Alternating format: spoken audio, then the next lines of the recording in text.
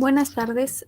A nosotros nos tocó el tema arte barroco y nuestro equipo está conformado por Corona Meléndez, Camila Marlén, Gutiérrez Tenorio, Adriana Alejandro, Ramírez Peralta, Adriana, Reyes Aparicio, María Fernanda, Ruiz Osorio, Yasmín Verónica y Vallejo García Ruth.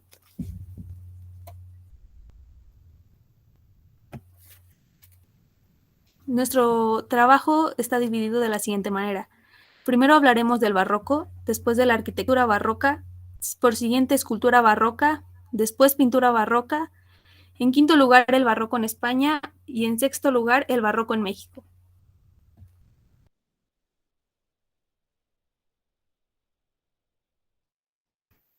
Bueno, empecemos con el barroco.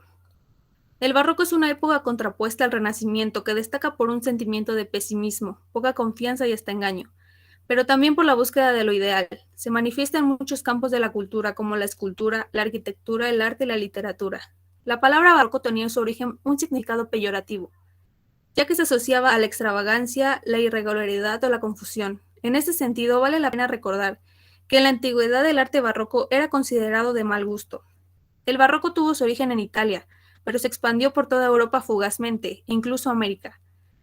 Se divide en tres etapas principales: el barroco temprano en los años 1590 y 1625, el barroco pleno entre 1625 y 1660 y el barroco tardío entre 1660 y 1725, última fase que dio paso al movimiento sucesor, el rococó.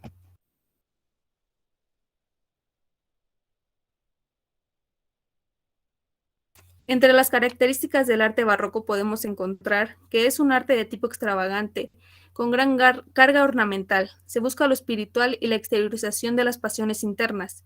Contraste bien demarcado entre las sombras y las luces, atención al detalle y al sentido de movimiento, ideas distintas encontradas, dualismo y contradicción, es decir, de lo celestial con lo terrenal, la vida y la muerte, entre otros.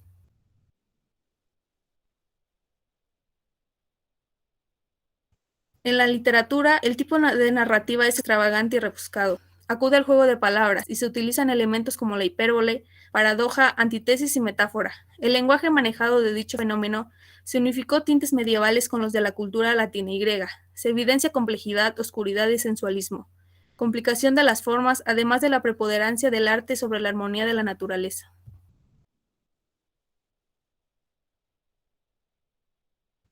La historia del arte barroco.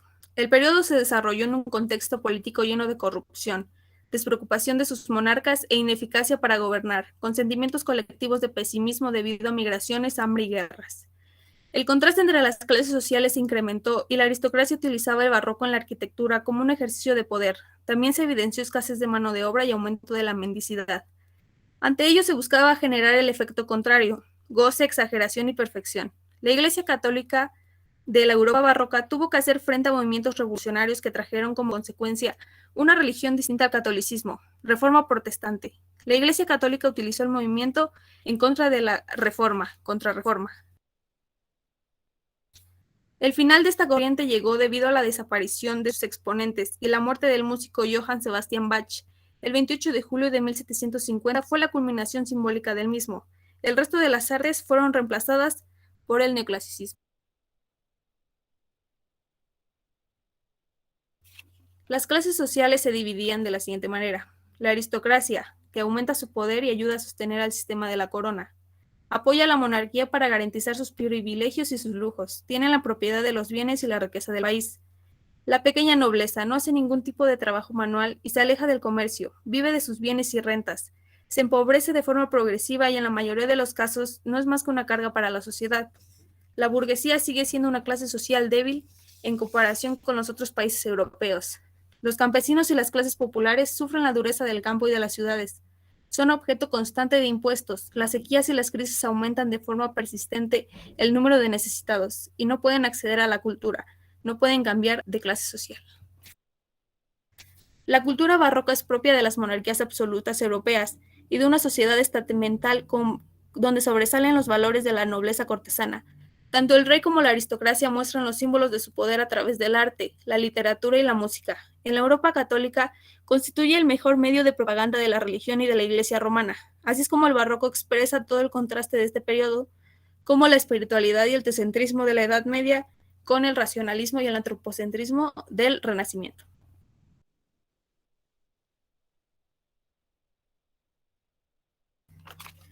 Aquí podemos ver un cuadro comparativo en el que está el Renacimiento contra el Barroco. De parte del Renacimiento podemos ver las siguientes características. Fue a finales del siglo XV y siglo XVI, fue una época de auge y bonanza económica. Rechazó el espíritu medieval. Antropocentrismo, esto quiere decir que considera al ser humano como centro de todas las cosas. Racionalismo, esto quiere decir acentúa el papel de la razón en la adquisición del conocimiento. Idealismo, que eso quiere decir que afirma la idea de un fundamento del ser. También tenían amor a la vida, visión armónica del mundo, tenían un lenguaje natural, sencillo y elegante y equilibrio de forma a fondo. En cambio, en la época del barroco fue en el siglo XVII y primera mitad del siglo XVIII, fue una época de crisis y decadencia, vuelta a ciertos aspectos de la Edad Media, el teocentrismo, que quiere decir que afirma que Dios es el centro del universo, abandono del racionalismo, desengaño y pesimismo, concepción negativa de la vida del mundo, lenguaje artificioso, retorcido y ruptura de desequilibrio. En esta imagen podemos comparar el Renacimiento con el Barroco. Es el mismo tema en cada pintura, sin embargo podemos ver que en el Renacimiento se ocupan colores muy alegres y en el Barroco más sombríos.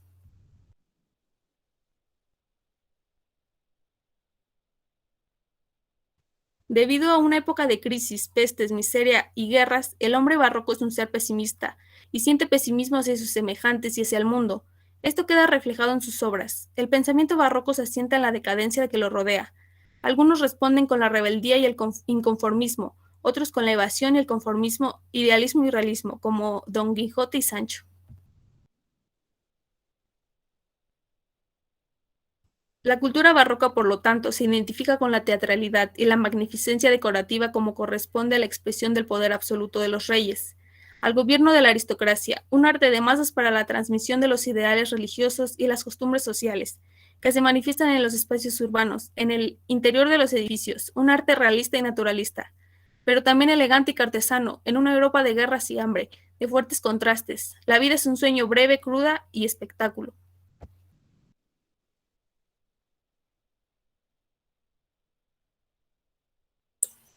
Arquitectura barroca. La arquitectura barroca se desarrolló entre finales del siglo XVI y la primera mitad del siglo XVIII. Surgió por Italia y se extendió por toda Europa. Dentro de sus principales características se encuentra el dinamismo. La arquitectura barroca pretende otorgar a sus estructuras movimiento, por ejemplo en el uso de ondulaciones para muros interiores y fachadas, así como también en las columnas.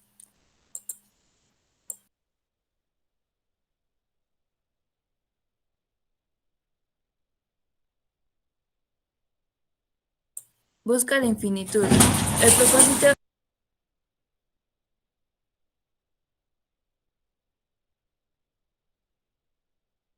El propósito del dinamismo es diluir los límites espaciales, crear un efecto de continuidad e infinitud mediante la forma abierta. Este efecto también se pretende otorgar por medio de la decoración. Abovedamientos cupuliformes. Se emplearon bóvedas y cúpulas como cubiertas. Es frecuente que las cúpulas sean ovaladas.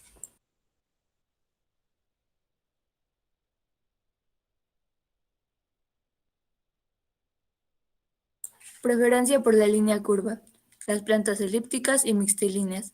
La arquitectura barroca prefiere utilizar las líneas curvas y superficies ondulantes. Se utilizan muy poco las líneas rectas y las superficies planas.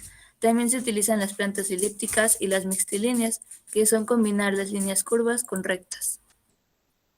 Riqueza ornamental. El barroco admite la riqueza ornamental de gran exuberancia, es decir, utiliza una decoración que ocupa todo el espacio. Uso de la luz en función de los efectos pretendidos. La arquitectura barroca se caracteriza por crear efectos atmosféricos mediante la manipulación y la regulación de las entradas de la luz. Un efecto que se utiliza mucho es el claro-obscuro. La columna salomónica. Los arquitectos barrocos utilizan mucho la columna salomónica. Esta es como la columna clásica, solo que cambia. En la parte del fuste tiene un desarrollo retorcido de forma helicoidal. Esto normalmente da 6 vueltas y así crea un efecto de movimiento, fuerza y dramatismo. Tipos de edificios de la arquitectura barroca. Los tipos de edificios que más se ven son los religiosos, que son las iglesias, civiles, que son los palacios, y estos se llegan a embellecer con jardines y fuentes. Materiales. Los materiales que se utilizaron fueron piedra, mármol, ladrillo, estuco y bronce. Arquitectura barroca en Italia. Italia fue el origen y centro de irradiación del barroco. Es esencialmente relevante en materia de arquitectura religiosa. También es aquí donde surgen los grandes maestros arquitectos del barroco, como por ejemplo Gian Lorenzo Bernini. Él es el gran genio del barroco del siglo XVII. Él fue una pieza importante en el barroco como lo fue Miguel Ángel en el Renacimiento. Algunas de sus construcciones más importantes son Baldaquino de la Basílica de San Pedro en Roma, Plaza de San Pedro en el Vaticano. La arquitectura barroca en Francia. La arquitectura barroca francesa fue principal instrumento de propaganda de los monarcas absolutistas. Además de servir a la causa política, fue utilizado por la alta burguesía y fue utilizado en las construcciones hoteleras y viviendas. La arquitectura barroca en México, un ejemplo que se puede ver es la Catedral Metropolitana de la Ciudad de México. Y la arquitectura barroca en Puebla se puede observar en museos e iglesias y hasta cúpulas. La forma por la que llegó es por diferentes vías, como por ejemplo por la llegada de los arquitectos y artistas que provenían de Andalucía. Un ejemplo, bueno, a continuación veremos un video que nos muestra un gran ejemplo de arquitectura barroca aquí en Puebla.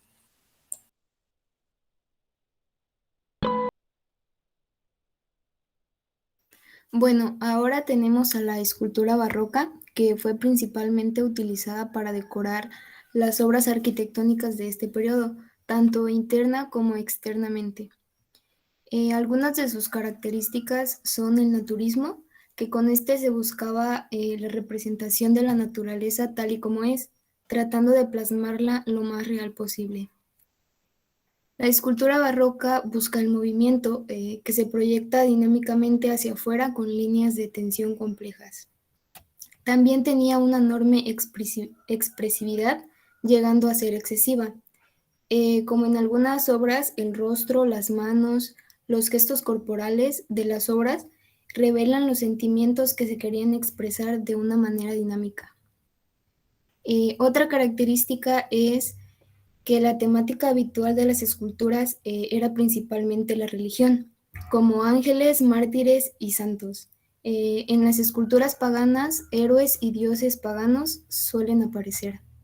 En la escultura se emplea el mármol y el bronce como algunos materiales, y también tenemos la piedra, estuco y alabastro. Este periodo no careció de escultores, aunque no muchos fueron tan magníficos como en los del Renacimiento, pero Gian Lorenzo Bernini, que es considerado el escultor más importante de la época. En la escultura barroca se distinguen dos grandes escuelas, la castellana y la andaluza.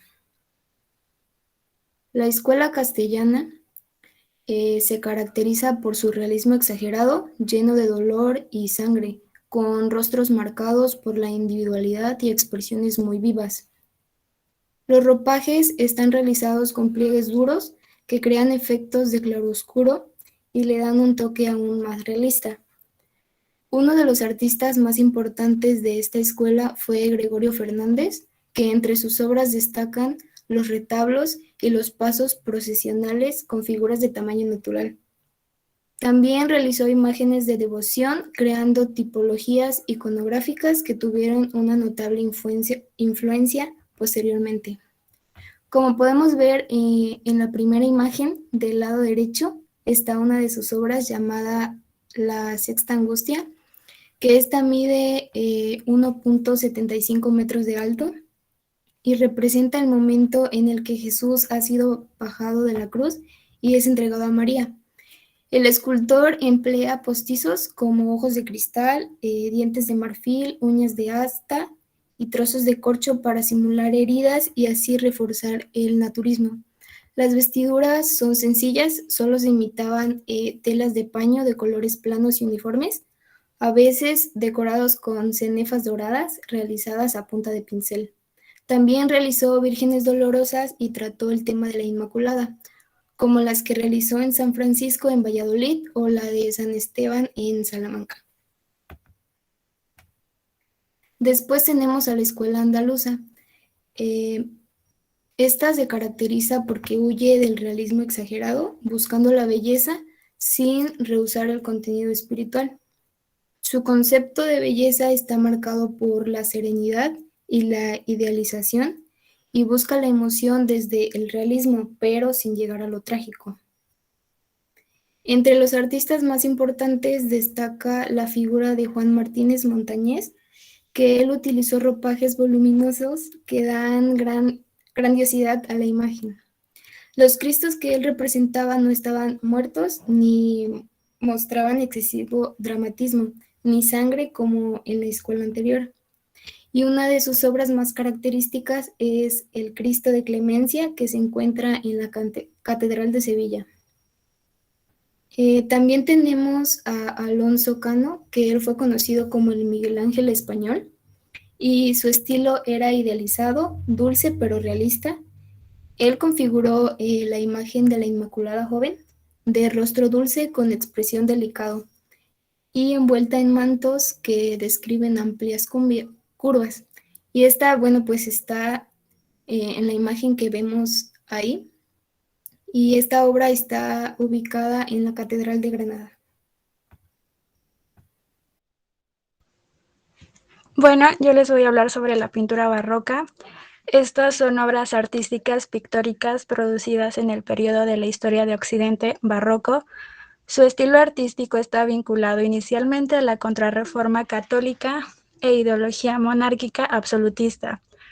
La pintura tomó un papel muy importante en esta época, ya que llegó a ser la expresión más característica del peso de la religión. Esto ratifica su popularidad e importancia en su contexto histórico.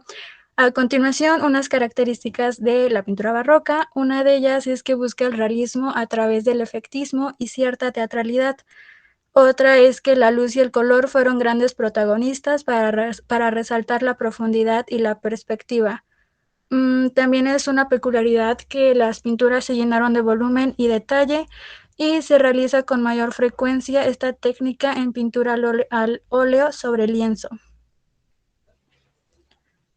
Les voy a hablar un poco sobre algunos de los artistas más reconocidos de esta época. Uno de ellos es Caravaggio. Él nació el 29 de septiembre de 1571 y falleció el 18 de julio de 1610 a la edad de 38 años.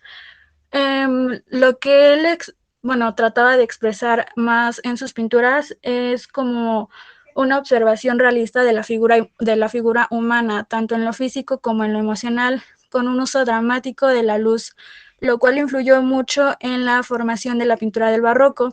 Él plasmaba en sus pinturas la técnica claroscuro, mejor conocido como tenebrismo, que es el nombre que toma el estilo de la pintura del barroco.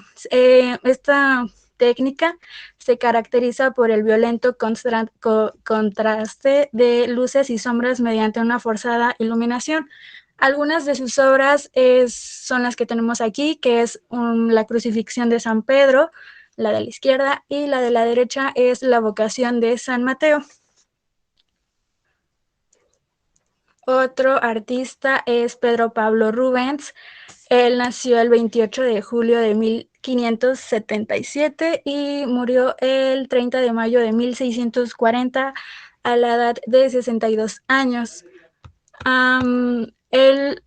Ay.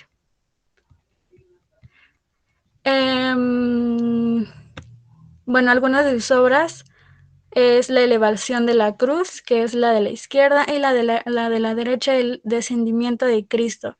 Igual podemos notar que los colores son muy oscuros, pero eso hace como que los colores como que sobresalgan también. ¿Le puedes pasar, por favor? Otro es Diego Velázquez. Él nació en 1599.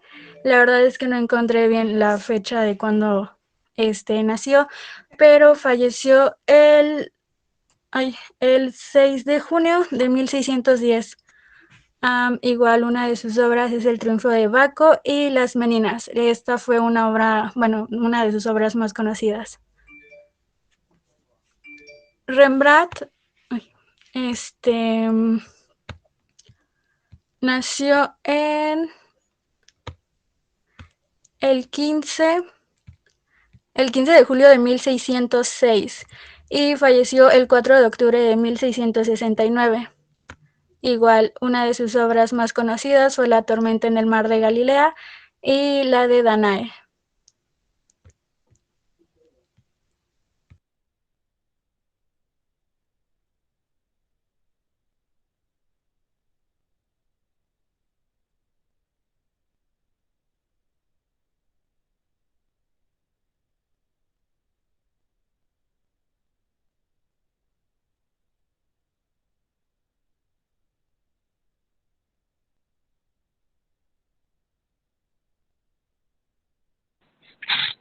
Bueno, dentro del barroco en España comenzamos prácticamente en una época oscura, llena de crisis social y económica para toda Europa, en especial para este país, debido a múltiples guerras que se vivían y la peste.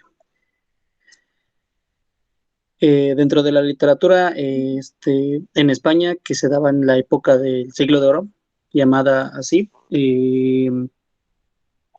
destacan múltiples escritores cuyos nombres trascendieron hasta nuestra actualidad.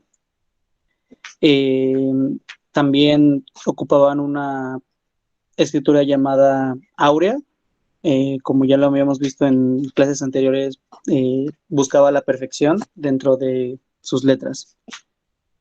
Y bueno, las características de la literatura barroca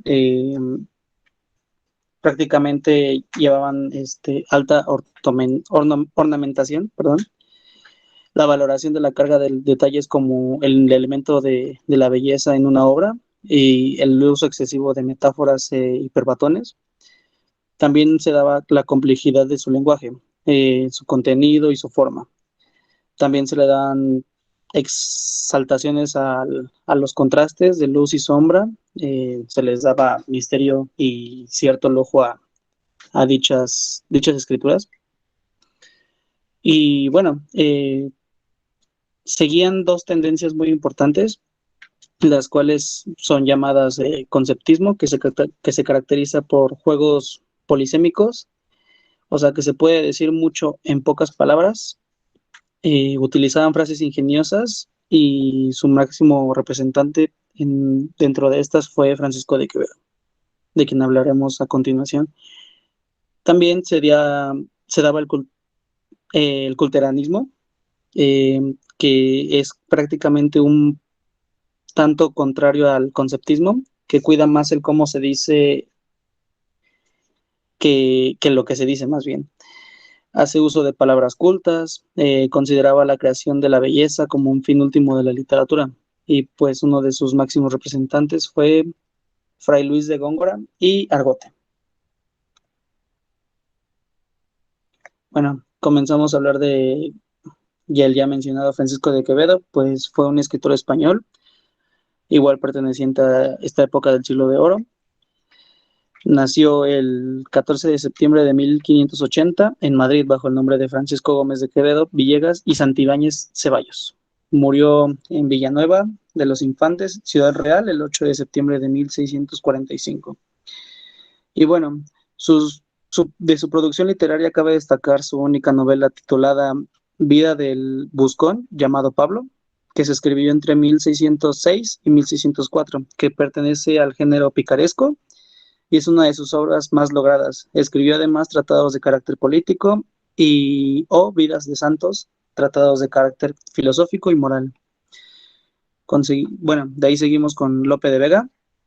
Y Félix Lope de Vega y Carpio nació en Madrid el 25 de noviembre de 1562, también llamado el Fénix de los Ingenios. Fue el más prolífico y uno de los mejores dramaturgos del Siglo de Oro. pero su ingenio lo llevó también a escribir poesía, novelas, epopeyas, etc. Su propia vida fue tan intensa y compleja y exuberante como su obra. Lo que caracterizó a Lope de Vega, prácticamente fue por ser un hombre liberal, desordenado en todos los aspectos, ya que la realización de sus obras no escapó de estos rasgos que tenía el poeta. Y continuamos para finalizar con Miguel de Cervantes, quien nació en Alcalá, Hernández, Madrid, el 29 de septiembre de 1547 y murió en Madrid el 22 de abril de 1616. Bueno, pues es de los escritores más reconocidos a nivel mundial y es el autor del Don Quijote y la Mancha, el libro más editado y traducido de la historia después de la Biblia. Fue un poeta, novelista y dramaturgo. Los géneros narrativos habituales en la segunda mitad del siglo XVI, la noveliza bizantina, la noveliza pastoril, la novela picaresca, la novela morisca y la sátira lucianesca. Fueron cosas de las más destacadas de Miguel de Cervantes. Bueno, dentro de la arquitectura, destacamos detalles como que mantuvo rasgos del Renacimiento, los materiales eran muy pobres, muy escasos, la tipología era destinada a edificios religiosos y civiles, prácticamente no hubo gran relevancia dentro de la arquitectura del siglo de oro.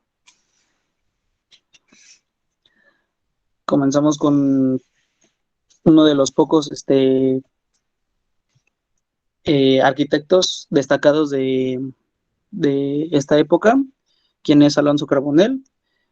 Fue un escultor, ensamblador y arquitecto adscrito al clasicismo herreriano, pero pues abriéndose un poquito más hacia un barroquismo más colorista que plástico.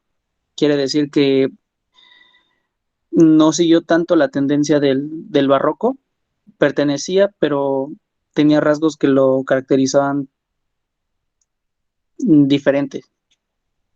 También fue considerado como un escalón que dio paso al barroquismo, y dentro de sus obras más importantes destacan el Palacio de Santa Cruz, el Casón del Buen Retiro, la iglesia y convento de las Dominicas, entre muchas otras.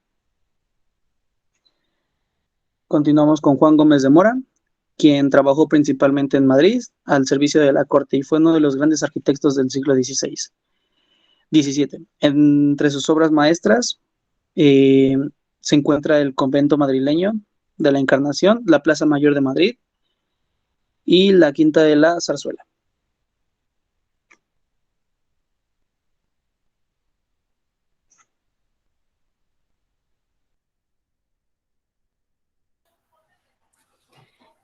El barroco en México, o conocido como barroco novohispano, buscaba resaltar lo que venía siendo las características como las alegorías referentes a las creencias.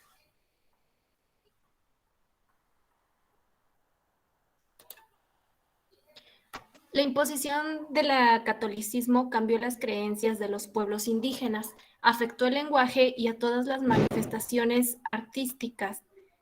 Asimismo, se llevó un mestizaje cultural que comenzó a notarse en sus diversas artes.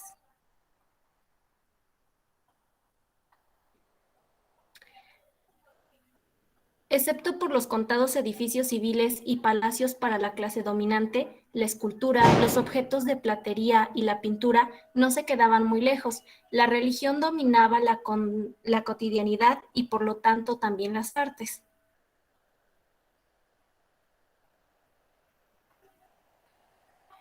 La arquitectura del barroco mexicano.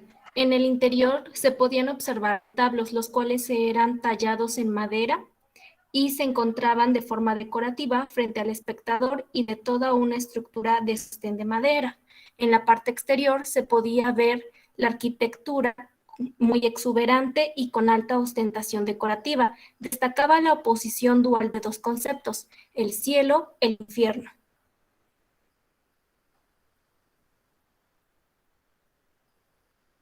Sus principales características fueron a mediados del siglo XVII, donde se empezaron a erigir construcciones barrocas, especialmente iglesias y templos. Europa prestaba atención a la manipulación del espacio.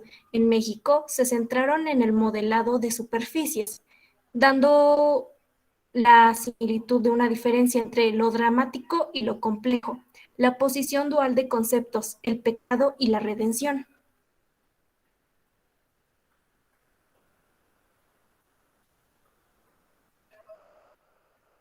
Siguiente, por favor.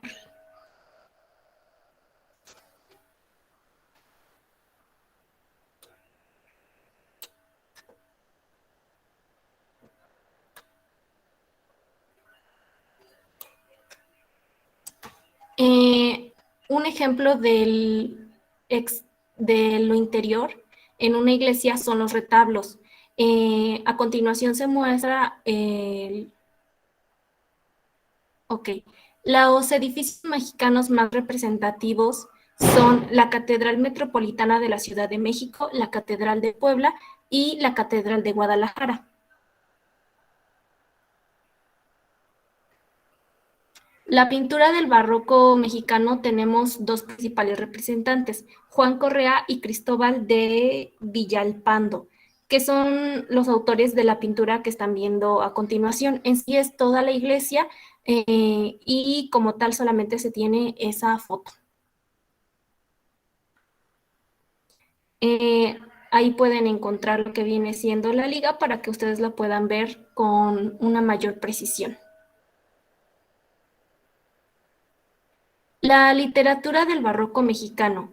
La literatura tenía como rasgo principal el contraste, las paradojas y contradicciones en el lenguaje y las temáticas utilizadas.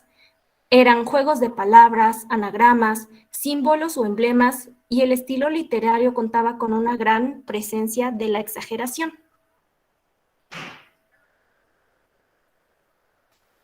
Entre los representantes se destacan Sor Juana Inés de la Cruz, por el hecho de que era una de las pocas expositoras mujeres, y Juan Ruiz de Alarcón. Sor Juana se dedicaba más a las y sonetos, mientras que Juan Ruiz de Alarcón se dedicaba más a lo que eran las obras y bueno, ahora a continuación permítanme leerles un pequeño párrafo escrito por Sor Juana Inés de la Cruz. Su nombre es Neptuno Alegórico. No es una redondilla, es más bien una carta escrita que buscaba resaltar, que era una crítica política. Excelentísimo señor, costumbre fue de la antigüedad y muy especialmente de los egipcios adorar debajo de diferentes jeroglíficos y formas varias hacia Dios solían representar. Hiciéronlo no solo por atraer a los hombres de culto divino con más agradables, también por reverenciar de las deidades, por no vulgarizar sus misterios a la gente ignorante. Texto realizado después del nombramiento de Tomás de la Cerda como virrey de España, inspirado en su paso debajo del Arco del Triunfo. Las alegorías visuales del arco tratan de hacer una humanización de la educación de los príncipes.